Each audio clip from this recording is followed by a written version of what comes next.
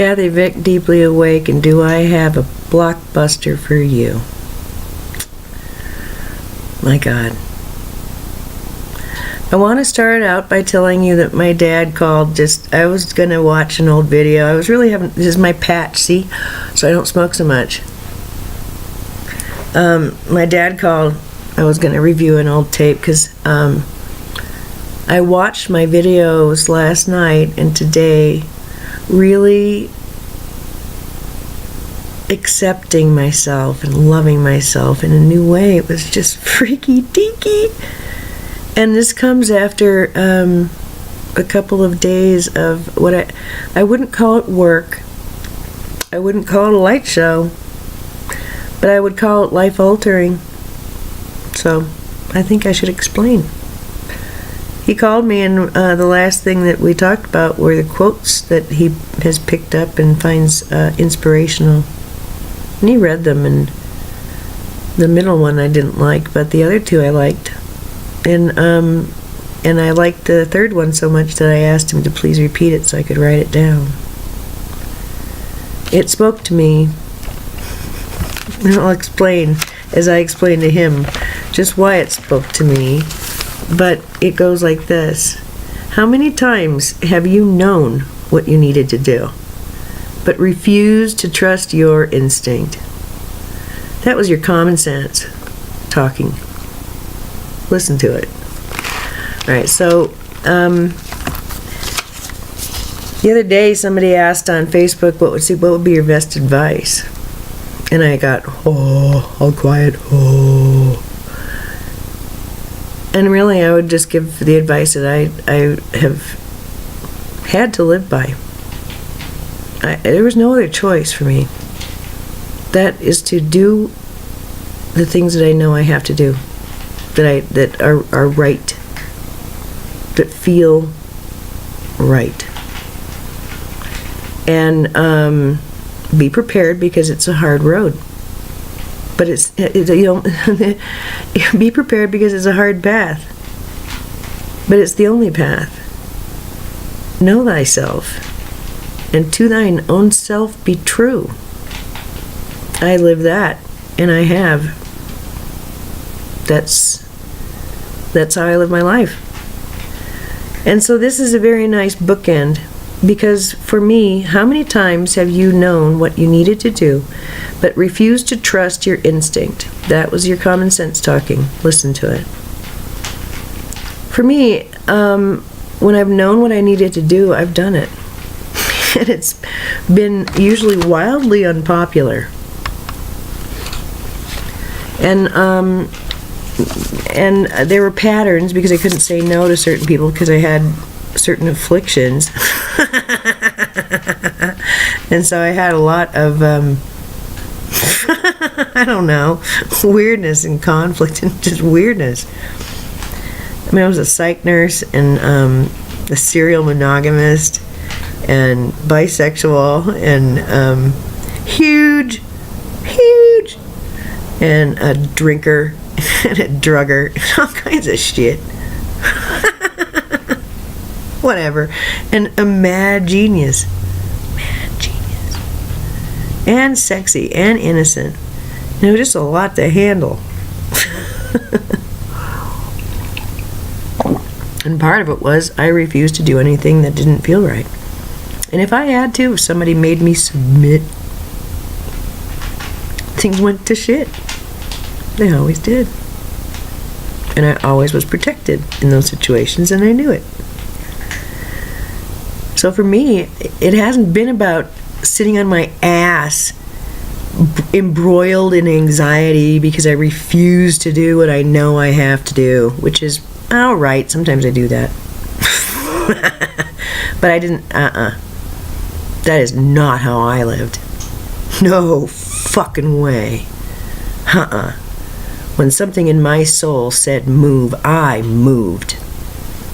When I knew it was time to do something, whether it was hard or easy, I did it.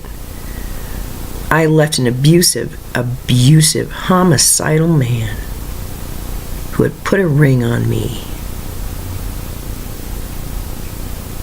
And he was quiet for many months. before I left. Who do you have laying next to you at night? I wonder. I know. I've seen. There's a sickness of women primarily submitting to men without integrity, without sexual responsibility. Is it the man's fault or the woman's? Can you move from fault? Can you look bigger? Can you see what's right for your soul? Are you willing, are you brave enough to stand up and say no more? No more. Not another day passes when you look at me with those eyes and speak to me with that tongue. I've taken it. But it changes today. And then let them test you. And they will. Because some people don't understand love. They understand power. They understand domination. They understand submission. They understand that sickening word, loyalty. I wasn't like that. If you're going to sit there and do that to me and think it's okay, well, you know what? That tells me that there's more to come. That tells me so much about your character that I have no other choice. I have to go now. And the people I couldn't leave like that, who were willing to change, changed. And that's the truth of my life, personally. It's why I didn't have a lot of friends. Then there were people who were just cool with me. They didn't stress me. And they weren't out to take from me. So many were. So many did. And so many were just not very bright. Why bother? I'm going to frustrate them and they're going to piss me off, so why bother? And now it's really different. That was the explanation of an old life, of an old personality structure. Do you see? Someone who was deeply contemplative. For those astrology nuts out there, you'll like this. Uranus was in my 12th house, in my first natal chart. This new one from April of 2012, guess what's in my 12th house? Neptune. I was a Pisces, formerly. Isn't that pretty? And it's only today that I decided to look at that. It's like, well, of course. That makes perfect sense. And as I read Uranus in the 12th house from this really, really awesome blog, it's like my socks are blown off. He was describing my life. He was describing me, the old me. So it was pretty fun. And then I read 12th, Neptune in the 12th house. Ooh, we're weird. That's something to be aware of. That's all I'm saying. That's like having Pluto in your 12th house. You got some things you're going to have to be aware of, sensitive to, willing to explore openly and honestly. So I am so in love with my new natal chart and so gratified that I have this life. That experience with the son of Antares is born, that phrase was given to me, and on a very special night, during a very special vision. And so I feel very okay with contemplating two natal charts in one lifetime. I think that's the point, isn't it? I mean, come on, really. Isn't that the idea behind Ascension? I think so. I mean hardcore Ascension. Not Ascension Light. Or it's just one way. Alright, so I'm not so much of a badass as just... Alright, so I take back the hardcore and light comment, alright? Okay. So what I want to reveal or discuss today is how a past lifetime, just one that I'm aware of, but I see how instrumental this one is, how powerful it is. And I'm aware that the other lifetimes that I was able to explore through regression, and then others that I have stumbled upon on my own. But these three that I came upon in regression for the first time really unleashed something big. And each of them, the metaphors really are part of my lifetime here. With players, all of them are back. 3 different lifetimes. But this third one, see with the other two, when the lifetime was over, I was able to meet the player. And I saw the player as they are now. And it explains so much. Oh my God. I finally get it. I finally understand this karmic debt between us. Huh. I guess I'm going to have to be okay with this. I understand. It's like things get clicked, you know? Wow, I understand why you behave that way toward me, and I understand why I've earned that. And I understand how to make this better now. Isn't that neat? I want 1155. I want to tell you of a lifetime, the only one I had at the end, when it was revealed who the player was. This is the only lifetime where I couldn't see a face. I sat down at the computer wondering about that yet again.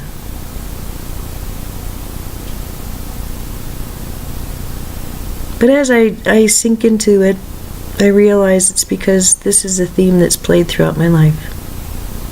It's a reason I'm a writer. Yes, it's been personalized very, very deeply indeed.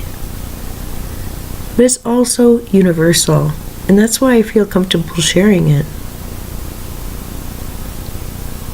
This lifetime resolved with no face on the person who had changed me in a moment, in meditation, on a couch in a living room in Lakewood, Colorado.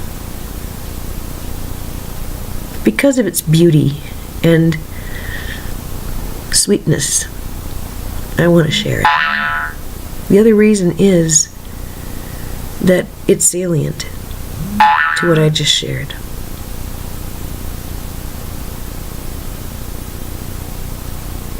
I want to explain that first. It's salient because as I've come to the understandings and acceptances that I have with this, it ends my karma for that lifetime. My new natal chart includes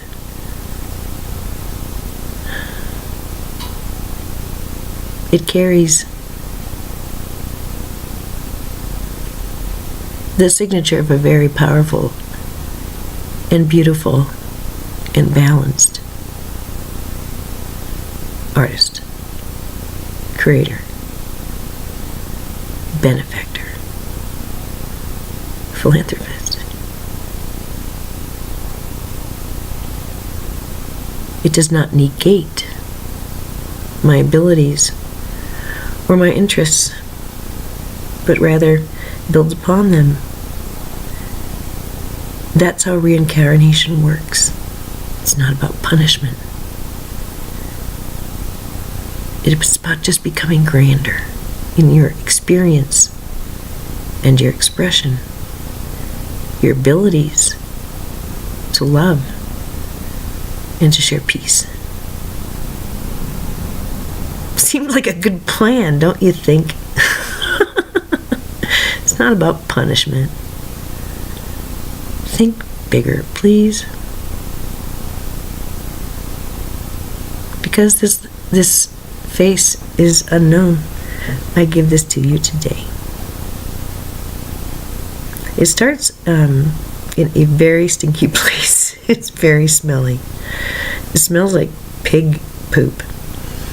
And the roofs are like bumpy but thatched, and wooden structures and mud. So much mud. It's awful. Stinky, and people are dumb and slow and diseased, and it's gross. It's depressing. It's awful. And I was born into it a son, and Mama soon saw that I did not belong there. She understood I was a star being. She didn't understand anything more than that. So she read me stories every night. Well, there really weren't a lot of books at the time. She told me stories. And they were about adventure.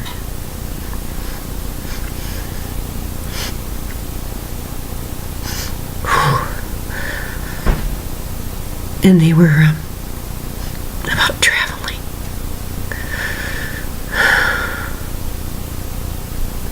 And happiness. And it filled me with longing. So, the boy turned into a man and grew more restless every day, more unhappy. And more lost, because this was it. And the mom told him that he had to go. She wanted him to go, and he knew that that would shorten her life, because it was very hard to live there, and she really needed him to stay strong. And so it was a very big sacrifice, and they both knew it. And he accepted. And then the next thing I saw was he was in a cave with turbans on everybody's head. There was 2 or 3 other men, and he was teaching them astronomy and math and stuff. And then there was the desert. Ooh, big boy, there was a big desert. He was on a camel, and the camel, its leg broke. And he had just enough water for the camel not breaking his leg. He wasn't a big planner aheader. Sound familiar? And I think that's one of the reasons that I kind of, that's one of my issues that I'm trying to get better at. And I have anxiety around it. So I know I should plan ahead, but it's like a big, huge, like, life and death thing, and so whatever. And I used to overpack like crazy and stuff like that. And so he died in the desert, and it made me really, really super sad. Oh my God, super sad. And I mean, I left that life knowing that I'd fucked up. I mean, it was beyond redemption. Because the boy, when he heard the stories, he promised in his heart, he knew he wanted to leave. He didn't know how he ever could. But he promised in his heart that he would come back and tell his mama stories when she was old, take care of her. It's the least he could do. And so that was his goal. His only goal, really. It's what beat his heart. That and learning and teaching. And so he couldn't fulfill that. And it really was a driver. It was horrible. The guilt and the need to tell stories. So that lifetime is a very, very strong one. the desert is a very, very strong metaphor for me, and that's one of the reasons. The teachers told me one time, hey, when you find yourself in a desert, don't pitch a tent. Keep walking. They told me that in the 90s. I didn't know. I didn't know any of this. So, anyhow, that was the meditation, and then Norma, and each of those lives was that, like, emotionally, like, holy moly, it was real. It's real, you guys. So then she brings me to the moment when I get to talk to the mom. Who was the mom? This, you know, I know who the acolyte was. I know who the saboteur was. Who was the mom? No face. That didn't matter, because she spoke to me. I spoke to her, and I cried like a little baby when I saw her, because I recognized her clothes. Not having a face didn't bother me. It just was, well, this one doesn't have a face. Okay. So, we embraced and cried and wept and with joy and gratitude, and oh my God, what a reunion, oh my God. And I apologized. I just, from the bottom of my heart, I said, I'm sorry. The only thing I want, and I promised her, as I got older. Well, I didn't promise her, when I left, when I had to go, that's the only way I could do it. I couldn't possibly let her do all that hard work without fulfilling a promise to her, giving her something back. And it was stories. I wanted to tell her real life stories of adventure. I wanted to tell her everything I'd learned, everything I knew. I wanted her to know that everything was okay, and that the world really is beautiful, and that adventures do happen, and it's so much fun. And to bring her peace and love and everything like that. So I was crying and saying, I'm sorry, and she was just puzzled. And she told me, you don't understand. Oh, I'm gonna cry again. I love you. I couldn't not let you go. Leaving was you needed to be you. You needed that. I couldn't possibly keep you. And I was happy every day knowing that you were where you belonged. You needed to be whole. You needed to go explore. And that's what love is. Wanting the other person to be whole and allowing them that. Even if it means you don't get something in return. That's what love is. I never needed your stories. You never needed to beat yourself up. And there was such a flood of forgiveness. And I hope that you can understand that these tears are really, truly appropriate to the amount of love that is just coursing through my chest. Sometimes it just bubbles up. That was a beautiful thing to hear.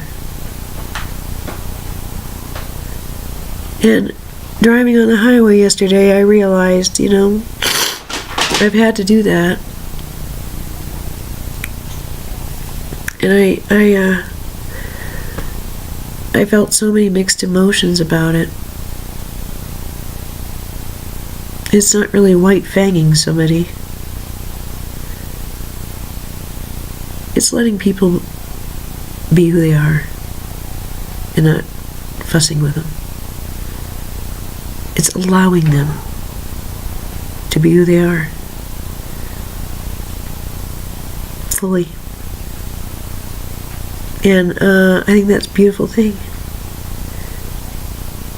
Accepting them as they are means I have to release them. Bye. And I can't tell you how many times I've done that in my life. A phenomenal amount of times.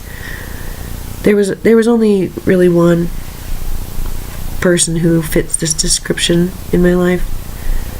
But it is so universal because the need to tell stories in me is so central to my being. And so I realized on the highway, and I really, in all these instances where I had to let people go, and especially in this one that broke my heart so completely,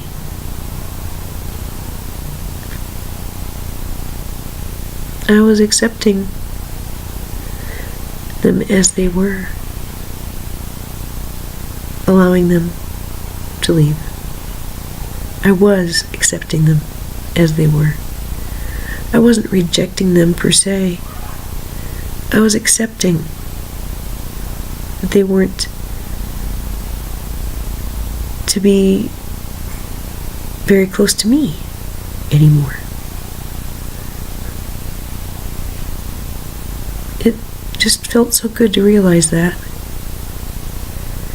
And then last night on the bed I realized, oh my goodness, 2626. That means a lifetime has ended. That means that karma is broken because it's neutralized. It's been understood. It's been brought in, brought home. And so today, yeah, I did look at my astrology, and I'm really thrilled about it. And I just want to explore it more. So I know there's tears. I hope it doesn't freak anybody out. Whatever.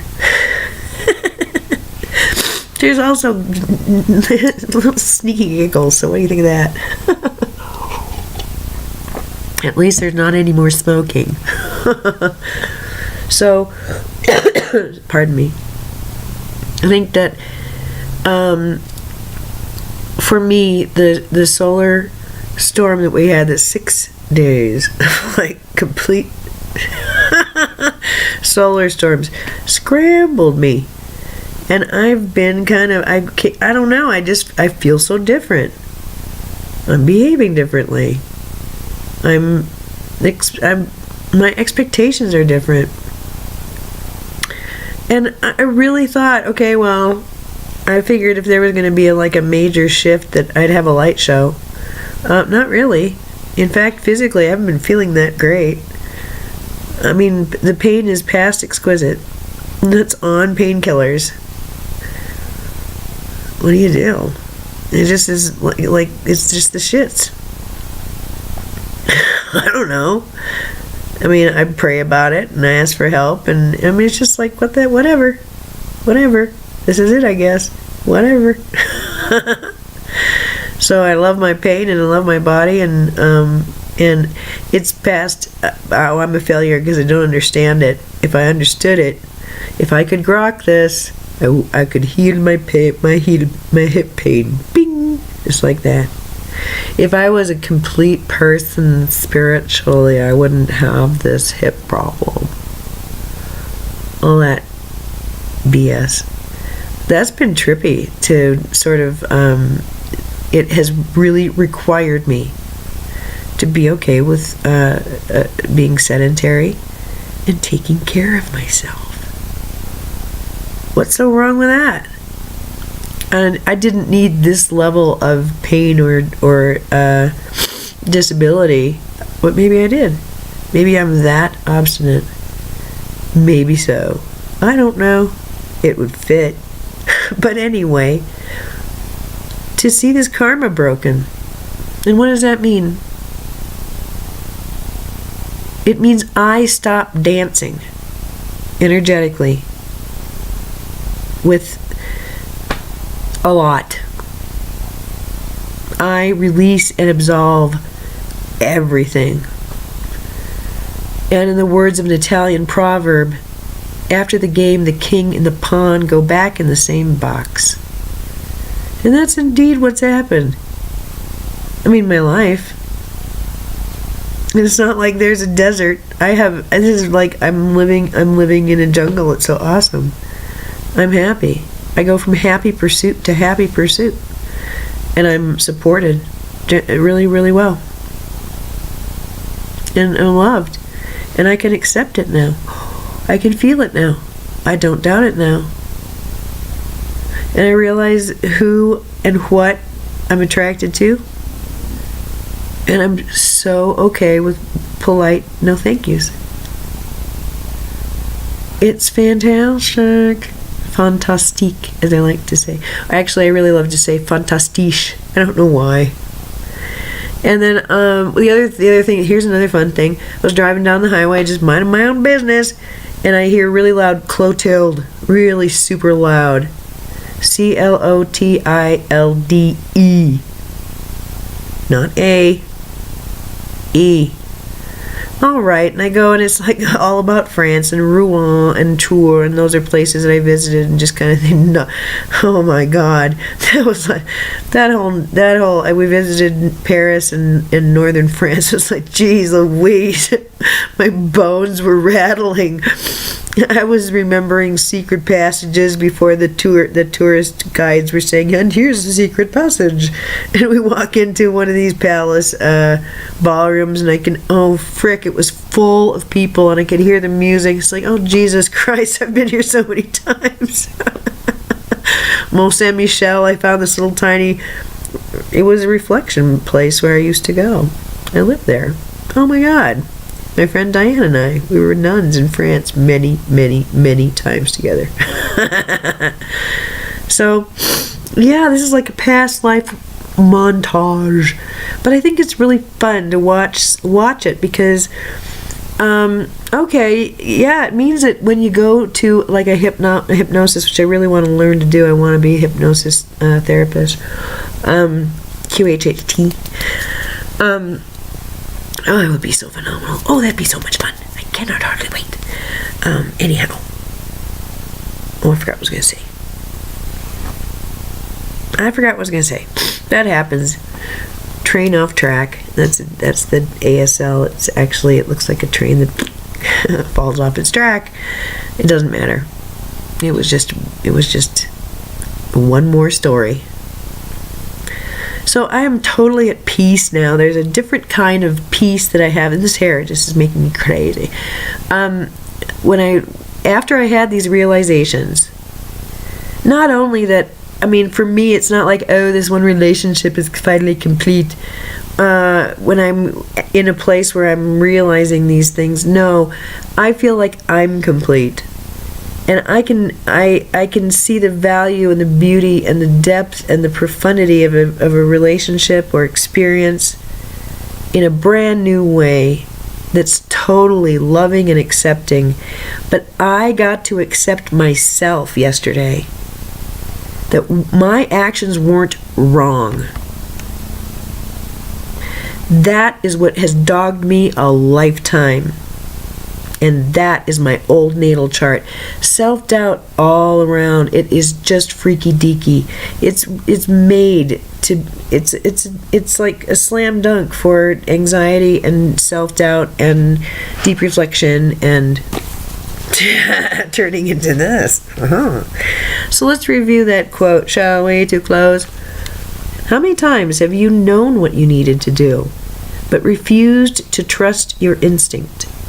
That was your common sense talking. Listen to it. Well, if I use that metric, my common sense tells me I need to trust my instinct, that these past lives are indeed valid and true for me. Instructive, beautiful, helpful, universal, archetypal, and deeply, deeply personal. They become part of the grid. This is what the Akash is, a collection of stories, and completion, and growth, evolution. So, I don't know. what tomorrow brings, and what have I always said and deeply awake in the last few paragraphs? I don't know what's going to happen next. 3, 4, 5, 6. I still don't. But here's what I know. I know I'm going to be in agreement with it.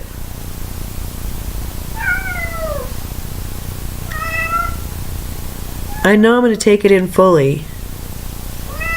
And I know now I'm going to be in alignment with myself,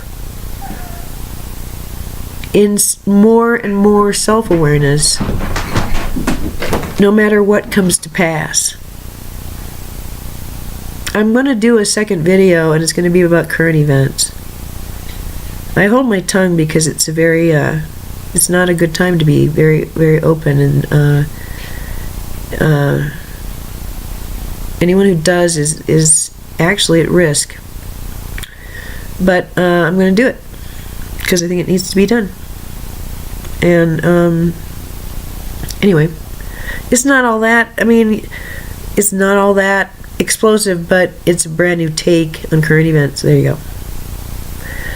Why not look behind first? And that's one of this whole thing started really with the thought that I really am someone who does not look back.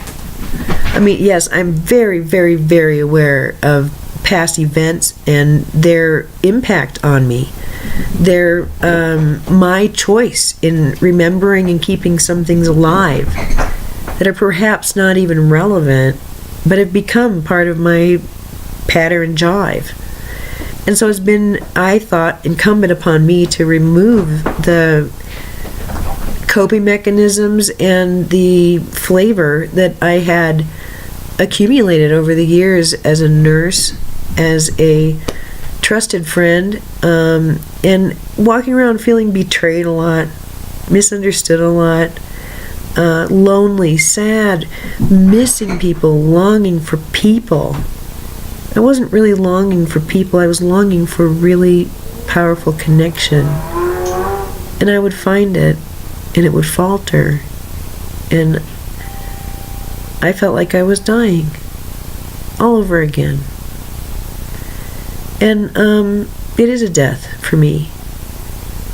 I think that I can begin to truly, I have kind of accepted that I put people in situations in a great deal of power. They kind of ruled the roost. I let them. Their needs, their whatever. And this is not just one relationship, this is like all of them.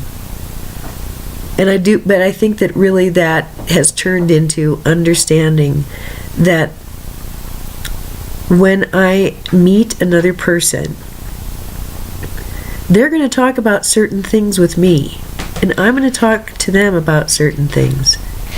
And we are going to create our own little universe. I do that with the grocery bagger, and I do it with my dad, and I do it with my sister, and with all of my friends and lovers. And I don't talk about, high physics with somebody who has no interest in that. That's a mismatch. But I can talk about high physics. And so there's a lot of stuff that I'm just not able to talk about with people because they don't have an interest in it. And that was something that I couldn't really, really understand, and I took it so personally. I felt like I was being rejected or that I wasn't valuable.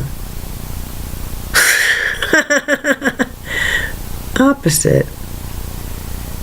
It's in valuing myself and how extraordinary I am, and intelligent and multifaceted, that I can get over myself more. What a paradox. But I know myself in a very different way than I did. And that's really very much heightened since that solar flaring activity. There's a lot going on. And much of it gets belched out into the media and our mass consciousness, which does affect our biology, guys. We're getting tickled. Tickle, tickle, tickle. So I'm going to talk about that next. But first I'll look back. And I'll look deep deep within a beating heart.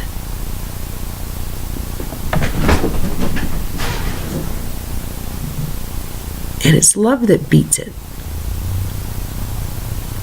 Love that isn't even understood by the human mind can only be understood by the human heart and soul, which then informs the mind. And if the mind is open, non-judgmental, curious, something happens. The mind is the laggard. People's hearts have woken up in a brand new way. Their chakra system is running clear and smooth.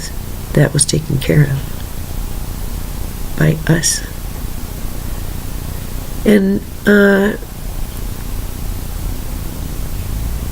fear not and be of good cheer is really what comes through today.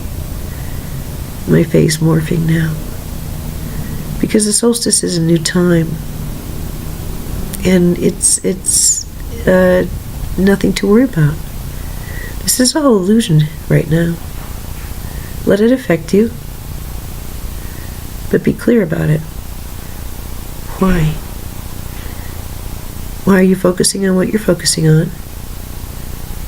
Is it helping you feel whole? Or is it tearing you apart? Start there. What a powerful and beautiful message. I hope that you've enjoyed it as much as I have. I can hardly wait to see it on replay. Alright, take it easy. And,